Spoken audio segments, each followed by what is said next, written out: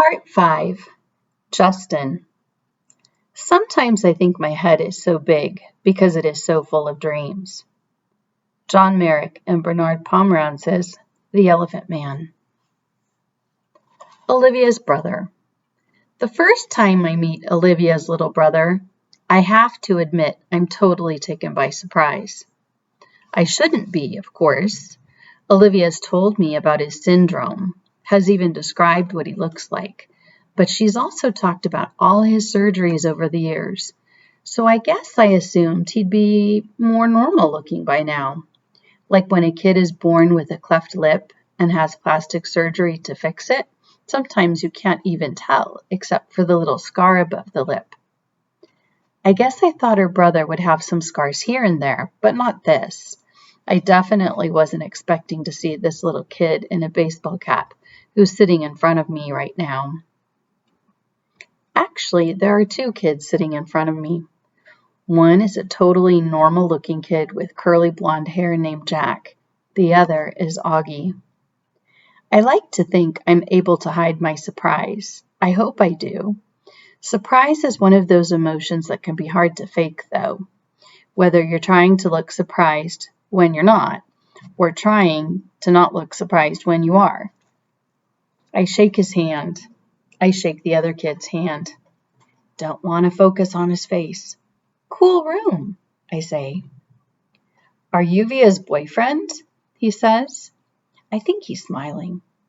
Olivia pushes down his baseball cap. Is that a machine gun? The blonde kid asks, like I haven't heard that one before. And we talk about Zydeco for a bit. And then Via's taking my hand and leading me out of the room.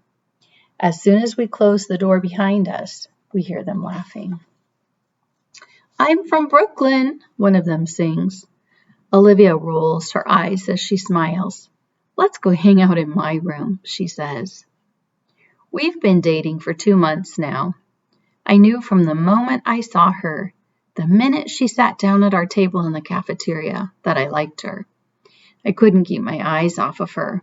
Really beautiful, with olive skin and the bluest eyes I've ever seen in my life. At first, she acted like she only wanted to be friends. I think she kind of gives off that vibe without even meaning to. Stay back. Don't even bother. She doesn't flirt like some other girls do. She looks you right in the eye when she talks to you, like she's daring you. So I just keep looking her right in the eye too, like I was daring her right back. And then I asked her out, and she said yes, which rocked. She's an awesome girl, and I love hanging out with her. She didn't tell me about August until our third date. I think she used the phrase, a craniofacial abnormality, to describe his face. Or maybe it was a craniofacial anomaly.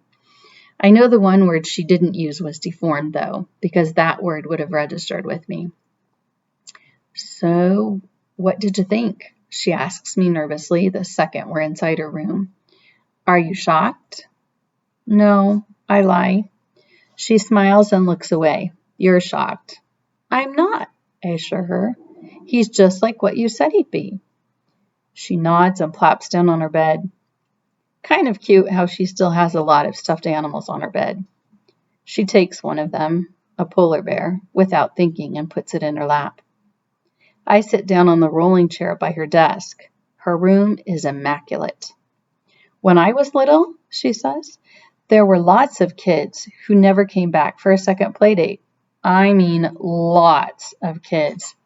I even had friends who wouldn't come to my birthdays because he would be there. They never actually told me this, but it would get back to me. Some people just don't know how to deal with Augie, you know? I nod. It's not even like they know they're being mean, she adds. They were just scared. I mean, let's face it. His face is a little scary, right? I guess, I answer. But you're okay with it, she asks me sweetly. You're not too freaked out or scared? I'm not freaked out or scared. I smile. She nods and looks down at the polar bear on her lap. I can't tell whether she believes me or not, but then she gives the polar bear a kiss on the nose and tosses it to me with a little smile. I think that means she believes me, or at least that she wants to. Valentine's Day. I give Olivia a heart necklace for Valentine's Day, and she gives me a messenger bag she's made out of old floppy disks. Very cool how she makes things like that. Earrings out of pieces of circuit boards, dresses out of t-shirts, bags out of old jeans. She's so creative. I tell her she'd be an artist someday, but she wants to be a scientist, a geneticist of all things. She wants to find cures for people like her brother, I guess. We make plans for me to finally meet her parents, a Mexican restaurant on Amesfort Avenue near her house on Saturday night. All day long I'm nervous about it, and when I get nervous, my tics come out. My tics are always there, but they're not like they used to be when I was little. Nothing but a few hard blinks now, the occasional head pull. But when I'm stressed, they get worse. And I'm definitely stressing about meeting our folks. They're waiting inside when I get to the restaurant. The dad gets up and shakes my hand, and the mom gives me a hug. I give Augie a hello fist punch and kiss Olivia on the cheek before I sit down. It's so nice to meet you, Justin. We've heard so much about you. Her parents couldn't be nicer. Put me at ease right away. The waiter brings over the menus, and I notice his expression the moment he lays eyes on August. But I pretend not to notice. I guess we're all pretending not to notice things tonight. The waiter, my tics, the way August crushes the tortilla chips on the table and spoons the crumbs into his mouth. I look at Olivia and she smiles at me. She knows. She sees the waiter's face. She sees my tics. Olivia is a girl who sees everything. We spend the entire dinner talking and laughing. Olivia's parents ask me about my music, how I got into the fiddle and stuff like that. And I tell them about how I used to play classical violin, but I got into Appalachian folk music and then Zydeco. And they're listening to every word like they're really interested. They tell me to let them know the next time my band's playing a gig so they can come listen. I'm not used to all the attention, to be truthful. My parents don't have a clue about what I want to do with my life. They never ask. We never talk like this. I don't think they even know I traded my Baroque violin for an 8-string Hardinger fiddle 2 years ago. After dinner, we go back to Olivia's for some ice cream. Their dog greets us at the door. An old dog, super sweet. She'd thrown up all over the hallway, though. Olivia's mom rushes to get paper towels while the dad picks the dog up like she's a baby. What's up, little girlie? He says, and the dog's in heaven, tongue hanging out, tail wagging, legs in the air at awkward angles. Dad, tell Justin how you got Daisy, says Olivia. Yeah, says Augie. The dad smiles and sits down in a chair with the dog still cradled in his arms. It's obvious he's told this story lots of times, and they all love to hear it. So I'm coming home from the subway one day, he says, and a homeless guy I've never seen in this neighborhood before is pushing this floppy mutt in a stroller. And he comes up to me and says, Hey, mister, want to buy my dog? And without even thinking about it, I say, Sure, how much do you want? And he says, $10. So I give him the $20 I have in my wallet, and he hands me the dog. Justin, I'm telling you, you've never smelled anything so bad in your life. She stank so much I can't even tell you. So I took her right from there to the vet down the street, and then I brought her home. Didn't even call me first, by the way, the mom interjects as she cleans the floor to see if I'm okay with his bringing home some homeless guy's dog. The dog actually looks over at the mom when she says this, like she understands everything everyone is saying about her. She's a happy dog, like she knows she's lucked out the day finding this family. I kind of know how she feels. I like Olivia's family. They laugh a lot. My family's not like this at all. My mom and dad got divorced when I was 4, and they pretty much hate each other. I grew up spending half of every week in my dad's apartment in Chelsea and the other half in my mom's place in Brooklyn Heights. I have a half-brother who's 5 years older than me and barely knows I exist. For as long as I can remember, I felt like my parents could hardly wait for me to be old enough to take care of myself. You can go to the store by yourself. Here's the key to the apartment. It's funny how there's a word like overprotective to describe some parents, but no word that means the opposite. What word do you use to describe parents who don't protect enough? Underprotective? Neglectful? Self-involved? Lame? All of the above? Olivia's family tell each other, "I love you," all the time. I can't remember the last time anyone in my family said that to me. By the time I go home, my tics have all stopped. Our Town. We're doing the play Our Town for the spring show this year. Olivia dares me to try out for the lead role, the stage manager, and somehow I get it. Total fluke. Never got any lead roles in anything before. I tell Olivia she brings me good luck. Unfortunately, she doesn't get the female lead, Emily Gibbs. The pink-haired girl named Miranda gets it. Olivia gets a bit part and is also the Emily understudy. I'm actually more disappointed than Olivia is. She almost seems relieved. I don't love people staring at me, she says, which is sort of strange coming from such a pretty girl. A part of me thinks maybe she blew her audition on purpose. The spring show is at the end of April. It's mid-March now, so that's less than 6 weeks to memorize my part, plus rehearsal time, plus practicing with my band, plus finals, plus spending time with Olivia. It's going to be a rough 6 weeks, that's for sure. Mr. Davenport, the drama teacher, is already manic about the whole thing. Will drive us crazy by the time it's over, no doubt. I heard through the grapevine that he'd been planning on doing The Elephant Man, but changed it to Our Town at the last minute. And that change took a week off of our rehearsal schedule. Not looking forward to the craziness of the next month and a half. Ladybug. Olivia and I are sitting on her front stoop. She's helping me with my lines. It's a warm March evening, almost like summer. The sky is still bright cyan, but the sun is low and the sidewalks are streaked with long shadows. I'm reciting. Yes, the sun's come up over 1,000 times. Summers and winters have cracked the mountains a little bit more, and the rains have brought down some of the dirt. Some babies that weren't even born before have begun talking regular sentences already, and a number of people who thought they were right young and spry have noticed that they can't bound up a flight of stairs like they used to, without the heart fluttering a little. I shake my head. Can't remember the rest. All that can happen in 1,000 days, Olivia prompts me, reading from the script. Right, I say, shaking my head. I sigh. I'm wiped, Olivia. How the heck am I going to remember all these lines? You will, she answers confidently. She reaches out and cups her hands over a ladybug that appears out of nowhere. See? A good luck sign, she says, slowly lifting her top hand to reveal the ladybug walking on the palm of her other hand. Good luck or just the hot weather, I joke. Of course good luck, she answers, watching the ladybug crawl up her wrist. There should be a thing about making a wish on a ladybug. Augie and I used to do that with fireflies when we were little. She cups her hand over the ladybug again. Come on, make a wish. Close your eyes. I dutifully close my eyes.